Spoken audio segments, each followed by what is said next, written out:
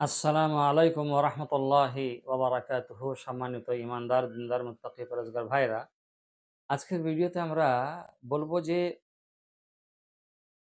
রমজানুল মুবারক একটি গুরুত্বপূর্ণ, ফজিলতপূর্ণ এবং রহমত, বরকত আর মাগফিরাতের মাস। তো আল্লাহ তাআলা যেহেতু আমাদেরকে হুকুম করেছেন যে তোমাদের উপরে রোজাকে ফরজ করা হলো। ক্বালা আল্লাহু তাআলা বিসমিল্লাহির রহমানির রহিম, ইয়া আইয়ুহাল্লাযীনা আমানু কুতিবা আলাইকুমুস সিয়াম কামা কুতিবা আলাল লাযীনা মিন ক্বাবলিকুম লাআল্লাকুম তাত্তাকুন। তো আজকে আমরা সংক্ষিপ্ত আকারে বলার চেষ্টা করব যে ইফতারের আগে ও পরে নবী আলাইহিস সালাতু ওয়াস সালামের কি আমল ছিল এবং কি করতেন এবং কি পড়তেন। কেননা ইফতারের যে সময়টা রয়েছে, এই সময় বলা হয়েছে আল্লাহর কাছে শুদ্ধ মনে, নেক নিয়তে, ইখলাসের সাথে যেটা চাইবেন সেটিই পাবেন। তো রোজাদারদের যে ইফতারের সময় রয়েছে, এই সময়ে কিছু করণীয় গুরুত্বপূর্ণ কাজ বা দোয়া রয়েছে, যেগুলো ইফতার সংক্রান্ত করণীয় দোয়া রোজাদারদের জন্য পালন করা অনেক সওয়াব এবং অনেক কল্যাণের কাজ। তাই আমাদেরকেও এসব কাজগুলো করতে হবে। আমাদের আজকের ভিডিওতে সর্বপ্রথম যেহেতু ইফতারের সময়, ইফতারের কথা ভিডিওতে বলবো। তো ইফতার যে আছে তার বিধান, রাসূলুল্লাহ সাল্লাল্লাহু আলাইহি ওয়াসাল্লাম কি জিনিস দিয়ে, কোন জিনিস দিয়ে ইফতার করতে পছন্দ করতেন। আজকে আমরা বলবো যে রাসূলুল্লাহ সাল্লাল্লাহু আলাইহি ওয়াসাল্লাম আ রমজান মাসে তো সময় হওয়ার সঙ্গে, সঙ্গে আল্লাহ নবী বলেছেন যে ইফতার যখন সময় হবে সঙ্গে, সঙ্গে ইফতারি করো। অর্থাৎ যখন সূর্যাস্ত চলে যাবে, মাগরিবের সময় হয়ে যাবে, ইফতারের সময় হয়ে যাবে, তখন তোমরা সাথে, সাথে ইফতারি করো, তাতে দেরি করো না। দেরি করা আমি পছন্দ করি না।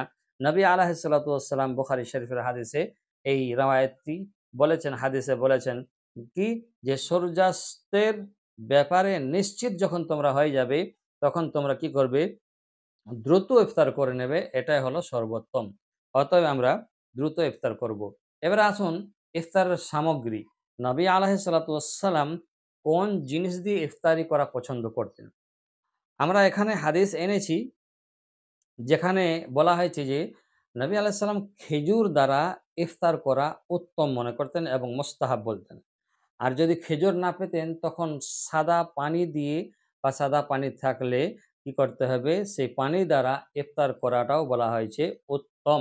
মনে রাখতে হবে এখানে যে ইফতারের সময় সামান্য কিছু দিয়ে হালকা ইফতার করে কিছুক্ষণ পর পরিপূর্ণ খাবার গ্রহণ করা ইসলাম ও বিজ্ঞান সম্মতভাবে উত্তম। অনেক মানুষ আছে, যখন মাগরিবের আজান হয়ে যায়, ইফতারের সময় হয়ে যায়, তখন একেবারে গলা অবধি ঠেলে নেয়। যা তা খেয়ে নেয়। এটি কিন্তু শরীরের জন্য হানিকারক, শরীরের জন্য ক্ষতিকর। তাই ইসলাম এবং বিজ্ঞান এতে সম্মত দিয়েছে যে ইফতারি করো অল্প কিছু জিনিস দিয়ে। তারপরে মাগরিবের নামাজ পড়ার পরে পূর্ণভাবে যদি খেতে চাও, তাহলে পরিপূর্ণ খাবার গ্রহণ করতে পারো। এতে কোনো অসুবিধা নেই। এতে শরীর সুস্থ থাকবে আর সবল হবে, শক্তি পাবেন। তাই মাগরিবের নামাজ আদায় করে ইফতার পরবর্তী খাবার গ্রহণ করা, এটাই হলো ইসলামের মত। দর্শক শ্রোতা, আমরা জানলাম যে রাসূলুল্লাহ কি দিয়ে ইফতার করতে পছন্দ করতেন। এবার আমরা বলব যে ইফতারের আগে কিছু দোয়া রয়েছে। ইফতার করার আগে কিছু দোয়া রয়েছে। ইফতার করার ইফতারিকে সামনে নিয়ে তাসবিহ, তাহলিল, তওবা, ইস্তিগফার, আল্লাহর কাছে দোয়া করা অনেক পছন্দনীয়। তাই ইফতারের সময়ে আল্লাহর বান্দারা সব চাওয়াগুলোকে আল্লাহ কি করে? পূরণ করে যখন তারা দোয়া করে। রোজাদার প্রচণ্ড ক্ষুধা নিয়ে, খাবার সামনে নিয়ে আল্লাহর হুকুম হয় না বলে খেতে পারছে না। অনেক রকমের বিভিন্ন রকমের মূল্যবান, মূল্যবান খাবার রয়েছে, কিন্তু বান্দা খায় না। কেন খায় না? এজন্য খায় না যে আল্লাহর হুকুম এখনো আসে না, আল্লাহর হুকুম এখনো হয় না, তো আমি খাবো না। কতই না ভালো হতো মুমিনদের জন্য, মুসলিমদের জন্য এইভাবে যদি আল্লাহর প্রতিটা হুকুমকে আমরা মানতে পারতাম। আল্লাহ তাআলা আমাদের প্রতিটা হুকুমকে ইফতারি এবং সেহরির মতন মানার তৌফিক নসিব করুন। আমিন। তো দর্শক শ্রোতা, আমরা বলছিলাম যে অনেক ক্ষুধা নিয়ে ইফতার সামনে নিয়ে যখন রোজাদার বসে থাকে, আল্লাহর ভয়ে খায় না, সেই সময় পর্যন্ত যতক্ষণ না সে আজান হচ্ছে ততক্ষণ পর্যন্ত অপেক্ষা করে। এটি আল্লাহর কাছে অনেক পছন্দনীয়। এটি আল্লাহ তাআলা অনেক পছন্দ করেন। এটি আল্লাহ তাআলা অনেক পছন্দ করেন। তাই এই মুহূর্তে আপনাকে বেশি, বেশি ইস্তিগফার পড়তে হবে। আমি স্ক্রিনে ইস্তিগফার বাংলাতে দিয়ে দেব। আপনারা কি করবেন? আপনারা সেগুলো মুখস্থ করবেন কিংবা ভিডিওটা দাঁড় করে সেগুলো স্ক্রিনশট করে নিয়ে কাছে রাখবেন, ইফতারের সময়তে পড়বেন। চলুন তাহলে আল্লাহ নবী সাল্লাল্লাহু আলাইহি ওয়াসাল্লাম ইফতারের আগ মুহূর্তে বেশি, বেশি ইস্তিগফার পড়তেন। তো ইস্তিগফারে কোন ইস্তিগফার পড়তেন? চলুন শুরু করা যায়। আস্তাগফিরুল্লাহাল আযীম আল্লাযী লা ইলাহা ইল্লা হুয়াল হাইয়ুল কাইয়্যুম ওয়া আতুবু ইলাইহি লা হাওলা ওয়ালা কুওয়াতা ইল্লা বিল্লাহিল আলিয়্যিল আযীম। তারপরে নবী আলাইহিস সালাতু ওয়াসসালাম আবার একটি দোয়া পড়তেন। স্ক্রিনে দেখুন। আলহামদুলিল্লাহ আল্লাহুম্মা ইন্নী আসআলুকা বিরহমাতিকাল্লাতী ওয়াসিআত কুল্লা শাই আন তাগফিরলি। নবী আলাইহিস সালাতু ওয়াসসালাম ইফতারের সময়তে এই দোয়া পড়তেন, যার অর্থ হলো সব প্রশংসা আল্লাহর জন্য। হে আল্লাহ, আমি তোমার দরবারে তোমার সর্ববেষ্টিত রহমতের ওসিলায় প্রার্থনা করছি, তুমি আমাকে ক্ষমা করে দাও।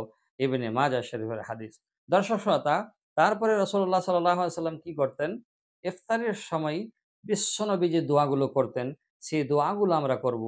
একটি হাদিস আসছে আবু দাউদ এবং মুরসাল মিশকাত শরীফের মধ্যে, যেখানে হযরত মুআয ইবনে আ জুহরাহ রাদিয়াল্লাহু তাআলা আনহু তিনি বর্ণনা করেছেন। তিনি বলেন রাসূলুল্লাহ সাল্লাল্লাহু আলাইহি ওয়াসাল্লাম যখন ইফতার করতেন তখন আল্লাহর নবী পড়তেন আল্লাহুম্মা লাকা সুমতু ওয়া আলা রিজকিকা আফতারতু।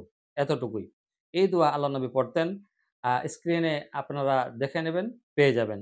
তো দর্শক শ্রোতা, তার অর্থ হলো, এ আল্লাহ, আমি তোমারই জন্য রোজা রেখেছি এবং তোমারই দেওয়া রিজিক দ্বারা আমি ইফতার করছি। এটা আবু দাউদ শরীফে মুরসালভাবে রেওয়ায়েত আছে এবং মিশকাত শরীফের মধ্যে রয়েছে। রাসূলুল্লাহ সাল্লাল্লাহু আলাইহি সাল্লাম ইফতার করার পর কি দোয়া করতেন বা কি দোয়া পড়তেন বা কি আমল করতেন? আমরা এদিকে লক্ষ্য দেব। আবু দাউদ শরীফ এবং মিশকাত শরীফের হাদিসে বর্ণনা আসছে হযরত আব্দুল্লাহ ইবনে ওমর রাদিয়াল্লাহু তাআলা আনহু থেকে। তিনি বলেন রাসূলুল্লাহ সাল্লাল্লাহু আলাইহি ওয়াসাল্লাম যখন ইফতার করতেন তখন বলতেন, দেখুন স্ক্রিনের মধ্যে দেওয়া রয়েছে, যাহাবাদ যামা ওয়াবতাল্লাতিল উরুক, যাহাবাজ জামা ওয়াবতাল্লাতিল উরুক ওয়া সাব্বাতাল আজর ইনশাআল্লাহ। এর অর্থ হলো ইফতারির সামনে নিয়ে পিপাসা দূর হলো আর শিরা উপশিরা সিক্ত হলো, সুবহানাল্লাহ, এবং যদি আল্লাহ চান সওয়াব ও স্থির হলো। আবু দাউদ শরীফ এবং মিশকাত শরীফের মধ্যে রয়েছে। অন্য যদি কারো ঘরে আপনি ইফতারি খান বা কেউ যদি আপনাকে ইফতারি খাওয়ায়, তাহলে স্ক্রিনে দেখুন একটি দোয়া, আকালাত তাআমাকুমুল আবরার ওয়া সাল্লাত আলাইকুমুল মালাইকা وافطر عندكم الصائمون। এটি আবু দাউদ শরীফের হাদিসের মধ্যে আমরা পাচ্ছি। তো আল্লাহ তাবারাক ওয়া তাআলা আমাদের ইফতারের সময়তে যে কোনো দোয়া আপনি করবেন, আল্লাহ তাআলা এই দোয়াকে ফিরিয়ে দিবেন না। স্বয়ং নবী আলাইহিস সালাতু ওয়াস সালাম বলেছেন, আল্লাহ তাআলা আমাদেরকে ইফতারের সময় এবং মুসলিম উম্মাহকে ইফতারের সময় উল্লেখিত বিষয়গুলির প্রতি যথাযথভাবে খেয়াল রাখার পাশাপাশি রমজানকে গুনাহ মাফের উত্তম উপায় হিসাবে গ্রহণ করার তৌফিক নসিব করুন। আমিন। ভালো থাকবেন, সুস্থ থাকবেন। আসসালামু আলাইকুম ওয়া রাহমাতুল্লাহি ওয়া বারাকাতুহু।